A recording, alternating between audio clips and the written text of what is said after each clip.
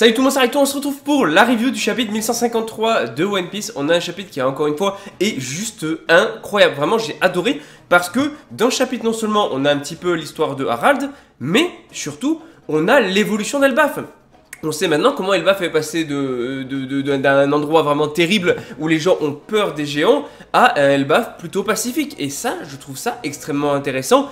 Et c'est quelque chose que j'avais envie de voir comment on en était arrivé là. Alors bien sûr, Oda va pas faire 50 chapitres dessus, mais au moins, on voit l'acheminement et ça c'était trop bien. En tout cas, n'hésitez pas à liker la vidéo déjà si elle vous plaît, à disliker si jamais vous aimez pas la vidéo, vous avez le droit. Mais surtout, dites-moi en commentaire vos avis, vos théories sur le chapitre, abonnez-vous si vous aimez One Piece. Et c'est parti, chapitre 1153, où on va suivre l'histoire de Harald. On commence, on a le roi Harald qui était déjà plus grand que les autres, voilà, qui était un enfant un petit peu, voilà, il a eu une enfance un petit peu mouvementée, c'était un enfant un petit peu turbulent, c'était un enfant géant, plus grand que les autres, plus grand que Dori Brogy, parce que oui, on voit Dori Brogy enfant avec Harald, mais en vrai c'est trop cool, et on voit que ça forme, ils font même un petit trio, tu vois, Dori Brogy et Harald, et ça... J'aime bien, ça j'aime bien l'idée, je trouve ça très cool. Mais en gros voilà, il est né en fait de la lignée des géants antiques. Donc forcément le prince, donc Harald, possédait en fait déjà un corps colossal beaucoup plus grand que la normale, une force monstrueuse et un statut élevé. Déjà de base avec tous les avantages, il avait tous les avantages. Ce qui fait que de 1, il est devenu arrogant et il est devenu incontrôlable au point que personne n'a réussi à le maîtriser. Du moins... jusqu'à ce que Ida arrive. Qui est Ida? C'est la future mère de Ajrodin à ce moment-là, puisque on a en fait le roi Harald qui justement part d'Elbaf, qui sort d'Elbaf. Et en fait, il a pas, voilà, il dit que tous ceux qui sont en dehors d'Elbaf sont faibles, sont minuscules, etc. Bah forcément, normal. De toute façon, les géants, c'est la race la plus grande. Alors oui, tous les autres qui va croiser en dehors du coup d'Elbaf sont minuscules. Et en plus, bah, les géants, c'est un peu les plus forts. Donc oui. Ils sont beaucoup trop faibles pour lui. Et là, il va aller dans le royaume en fait de Bunt, dans le nouveau monde. Et on voit quoi? On voit une géante en cage, donc Ida, la future mère de Ajrodin, qui est en train de crier, de faire des bruits et tout, en mode géant, terrifiante et tout. Et en fait, on a les géants, enfin les humains là, qui ont peur, qui prennent peur et tout. Sauf qu'on se rend compte qu'elle est dans un cirque.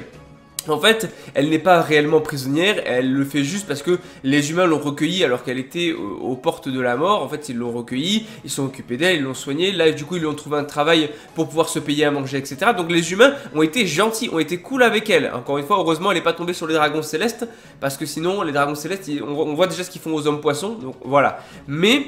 dans tous les cas, voilà, tout ça c'était vraiment qu'un coup monté. Le truc c'est que Harald, lui, il a vu quoi? Il a vu une géante prisonnière. Et lui, bah, mais il a beau être mauvais, il a beau être un petit peu méchant et tout, voire beaucoup, un peu violent, ça n'empêche qu'on ne touche pas à l'un d'entre eux. Il est quand même prêt à défendre les siens. En fait, il n'y a que lui, il n'y a que entre géants qu'ils ont le droit de se taper, mais sinon aucune autre race n'a le droit de toucher aux géants, de s'en prendre à un géant. Donc, il va débarquer, il va sauver Ida.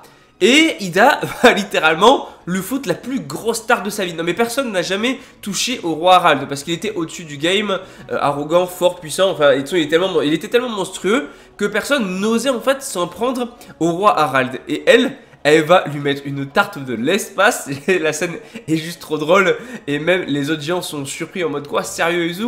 Et même quand tu vois la tête d'Harald, t'es obligé de rigoler. La tête d'Harald, genre il se tient le visage, mais genre vraiment les yeux en mode comme ça, en mode mais quoi? Elle m'a frappé, qu'est-ce qui vient de se passer? Genre vraiment il remet en question toute sa vie là. Vraiment c'était trop drôle.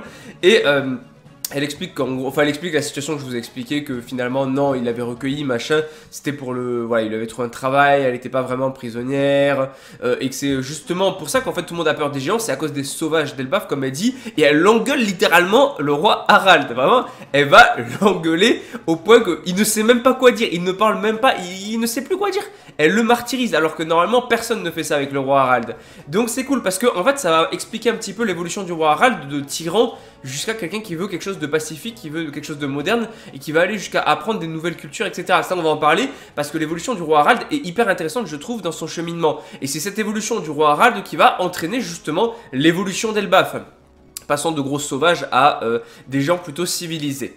Donc du coup, on a le roi Harald qui va demander aux autres géants d'aider Ida à reconstruire du coup le village et tout, puisqu'il avait un petit peu tout détruit tellement il s'était énervé. Et en fait, voilà, il va se rendre compte que les humains peuvent apporter quelque chose et qui finalement il va pas les détester tant que ça. Il avait beau les mépriser, ben là en fait à cause de Ida il est en train de changer et on voit même des enfants humains qui jouent sur lui et tout. Mais genre tu vois il a plus cette tête de méchant qu'il avait. Genre vraiment il est devenu gentil. En plus une dinguerie parce qu'à un moment on les voit faire la fête.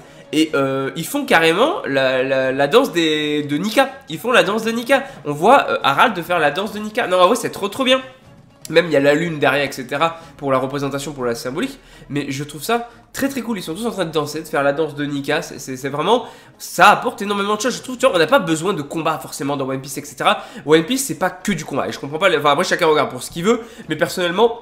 Si je regarde One Piece, c'est pas que pour du full combat parce que je trouve les flashbacks bien plus intéressants en fait que les combats, hein. Même si les combats peuvent être très intéressants bien sûr, mais je trouve que les flashbacks c'est quelque chose d'essentiel et quand Oda en fait en général, ça permet énormément de développement et pour moi c'est essentiel de développer ses personnages, de développer son univers, de développer son lore et là c'est exactement ce qu'il fait avec ce chapitre là. Donc j'aurais rien à faire de pas avoir de combat, je préfère largement un chapitre comme ça, full révélation avec des trucs de fou et surtout qui permet du développement. Bon en tout cas, on a Ida qui explique que justement la destruction de quoi que ce soit dans ce monde est un gâchis.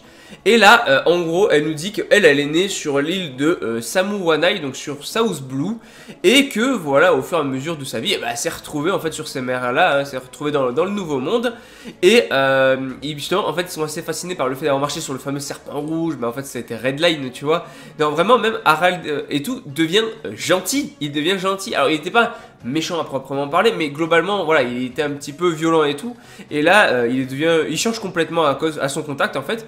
Et là on retourne sur Elbaf il y a 105 ans. Et ce qu'il a fait, c'est que déjà il veut changer les choses, il veut améliorer les choses.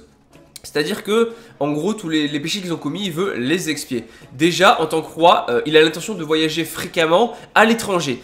Voilà, en fait, ce qu'il veut, c'est tendre la main, du coup, aux gens, essayer de se réconcilier avec les gens, et apprendre aussi de leur culture pour se développer eux-mêmes. Voilà, parce que oui, enfin ça c'est grâce à Ida, hein, mais tu vois, jamais il aurait pensé comme ça avant, mais là, en gros, il veut la prospérité du pays d'Elbaf, et pour ça, il faut se réconcilier avec les autres pays, il faut se développer, apprendre de leur culture, il faut devenir plus intelligent, et pas juste des gros barbares, des gros sauvages comme ils étaient avant, et...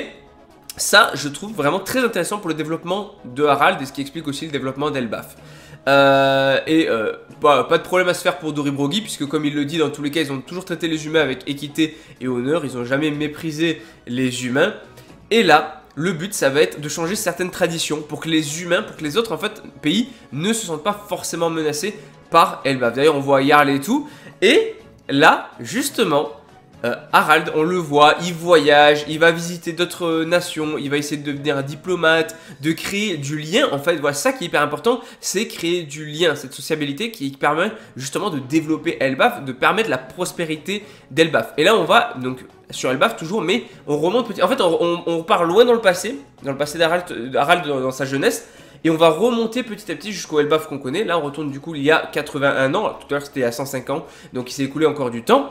Et Harald et Ida, ils ont eu un enfant. Cet enfant, c'est Ajrudin. Oui, Ajrudin est là. On le voit enfin, on voit sa mère, on voit son père. Trop cool, ça fait plaisir. Sauf que le problème, c'est qu'il n'était pas de sang pur. Voilà, il n'était pas autorisé au sein de la famille royale parce qu'elle ne vient pas réellement d'Elbaf. Ida, elle vient d'un autre pays, d'une autre contrée. Ce qui fait que du coup, l'enfant n'est pas considéré comme futur prince et l'enfant est complètement rejeté. Voilà, littéralement. En tout cas, les anciens du village n'approuvent pas du coup cet enfant-là en tant que prince. Et là, du coup, ils lui ont désigné une autre épouse qui n'est autre que Estrid. Estrid, qui est une magnifique femme aussi, avec des bijoux, voilà, et tout. Assez stylé. Et surtout... elle est là en mode, voilà, tu es destiné voilà, je suis destiné à t'aimer toute ma vie et tout. Donc les deux aussi vont, d'ailleurs elle est très spéciale, d'ailleurs elle va ramener un cheval assez chelou qui est assez immense parce que le cheval est plus grand que certains géants. Mais vraiment un cheval très bizarre qui peut maintenir, enfin Harald peut aller dessus quoi. Bref, c'est une femme très bizarre. Et là on retourne, donc il y a 70 ans, donc on remonte encore un petit peu dans le temps, ou plutôt on se rapproche du coup du présent. Où à cette époque-là, forcément, les mers étaient assez agitées et ça rendait les déplacements en fait entre les îles assez compliqués. Et forcément, les techniques de navigation d'Elbaf ont suscité la curiosité de pas mal de pays, hein, mine de rien, puisque voilà, ils sont quand même avancés sur certaines choses et ça attise un petit peu la curiosité. Et en fait, le roi Harald va raconter un petit peu ses péripéties, le fait qu'il a rencontré des hommes poissons, qu'il a vu des sirènes, que c'est le peuple qui porte le sang de l'océan. Et carrément, il va dire qu'il y a un prince qui est né sous le nom de Neptune. C'est hyper cool parce que nous, on connaît l'histoire de l'île des hommes poissons, de Neptune, etc. C'est intéressant parce que Neptune, on le connaît, on l'a vu à l'arc des hommes poissons et tout. Et c'est cool parce que ça se passe en même temps. On voit un petit peu, voilà, il a découvert le monde et justement, il a vu la naissance de Neptune et tout. Non, c'était vraiment très sympa de le voir un petit peu raconter son voyage. Et en fait, on voit que il aime ça, tu vois. Il a vraiment changé. Il est devenu pacifique en fait. Et c'est pour le mieux d'Elbaf, j'ai envie de dire. Même si ça plaît pas à certains comme Im, etc. Mais on remonte encore dans le temps, on se rapproche du présent. Il y a 63 ans, château d'Owist à Elbaf, où justement, pendant que Harald était à l'étranger, on a Estrid qui a eu un enfant avec lui. Voilà, elle a eu un enfant qui s'appelle Loki. Oui, la naissance de Loki qui date d'il y a 63 ans. Donc on sait que maintenant Loki a 63 ans. Je sais plus si son âge avait été dit, mais maintenant on le sait, voilà, Loki a 63 ans. Voilà, déjà au moins, on a l'âge de Loki. Et la tête de Loki est assez spéciale. Mais ce qui lui est arrivé, c'est horrible. J'ai trouvé ça vraiment légendaire ce chapitre. Pourquoi? Parce que l'histoire de Loki, de la naissance de Loki, j'ai trouvé ça incroyable. Déjà Loki qui naît avec des yeux enfantes un peu en mode démon et des cornes. Il naît comme un démon. Déjà pourquoi? Parce que, alors, le roi Harald aussi avait des cornes, machin, tout ça.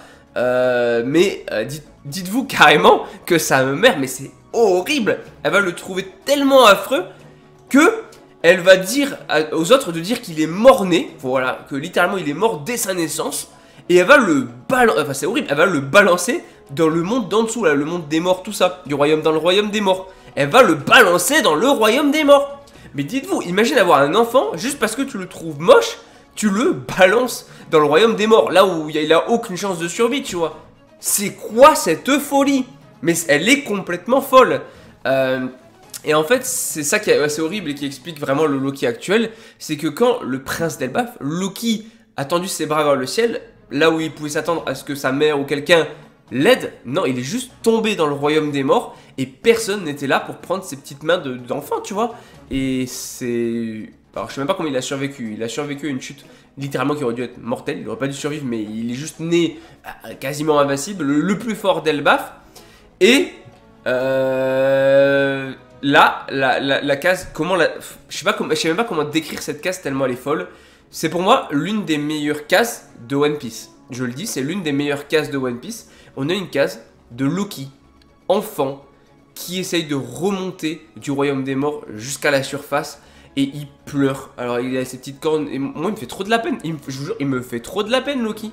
J'ai de la peine pour Loki. Vraiment, Loki rejoint la flotte de Luffy. Tu es un bon, mon gars. Tu ne méritais pas tout ce qui était arrivé. Si t'es pas si méchant que ça, en réalité, franchement, il y avait de quoi devenir un gros antagoniste, là. Franchement, là, c'est un début d'antagoniste. Ah non, mais je veux dire, ta mère, elle te balance. Tu dois remonter du royaume des morts où t'as des créatures qui sont censées pouvoir te tuer. Et tu dois remonter, toi, tu viens à peine de naître. Désolé, mais là, il avait tout pour être un antagoniste. Donc si jamais avec ça, il est quand même resté bon, franchement, j'adore Loki. Voilà, j'adore le perso, j'adore son histoire. Son histoire est touchante, elle est incroyable. Et cette case où on voit Loki à la fin est juste monstrueuse. Vraiment, je vous jure, c'est l'une de mes cases préférées du manga. Je sais pas, la scène, la case est folle. Bon, bref, dans tous les cas... un peu de temps après, finalement, on a Estrid qui va s'effondrer malade et qui est en mode éliminer l'enfant. Genre vraiment parler de la prédiction et tout. Enfin, c'est horrible. Après, Harald, lui, il est en galère par rapport au fait. Voilà, il y a des trucs qu'il n'arrive pas forcément en termes à être diplomate dessus. Il n'arrive pas à gérer tout. Et le problème qui se pose en fait qui s'oppose à cette liberté que veut le roi Harald, qui finalement est similaire à celle de Luffy. Et d'ailleurs, il faisait la danse de Nika, donc la ref est là. C'est que c'est le gouvernement mondial. C'est le gouvernement mondial. Maintenant, ce que je me pose comme réelle question, c'est pourquoi... Enfin, parce que là, il n'aime pas le gouvernement mondial, normalement, puisque le gouvernement mondial s'oppose à tout ça. Enfin, l'empêche dans sa quête de liberté. Et pourtant, dans mes souvenirs, dans les derniers chapitres, Loki, enfin c'était même le dernier chapitre, Loki débarquait, il allait aller voir le roi Harald dans un flashback, où justement, il était en mode, comment il peut accepter le gouvernement alors qu'ils ont tué Xebec et tout. Donc, que Harald était... plus ou moins allié du gouvernement, enfin pas vraiment, mais voilà, comment il peut tolérer le gouvernement. Donc voilà, on va voir comment tout ça a été amené. Ce qui est sûr, c'est que tous les malheurs qui sont arrivés à Elbaf ont été soi-disant la cause de la malédiction de Loki. En fait, tout ce qui est arrivé à Elbaf a été rejeté sur Loki. Ils ont dit, S'il arrive, en fait, s'il arrive un truc, c'est la faute de Loki, c'est la faute de Loki, c'est à cause de Loki, c'est la faute de Loki. Tu m'étonnes que le pauvre Loki, il ait souffert. C'est quoi cette enfance de fou? On voit Loki d'ailleurs un peu plus vieux, là, enfin un peu plus vieux, mais jeune quand même, hein, à la toute dernière case sous forme d'ombre. C'était monstrueux ce chapitre. C'était monstrueux. Ouais, je vous le dis, c'était monstrueux. Vraiment, j'ai adoré. Il n'y a pas besoin de combat dans One Piece en fait. Oda est tellement fort que quand il raconte quelque chose, quand il fait du flashback pour du développement de personnages, d'histoire, de lore, etc., c'est trop bien. Là, vraiment, ce chapitre, c'était beaucoup trop bien. Bon, en tout cas, on l'oublie pas, One Piece, c'est la vie.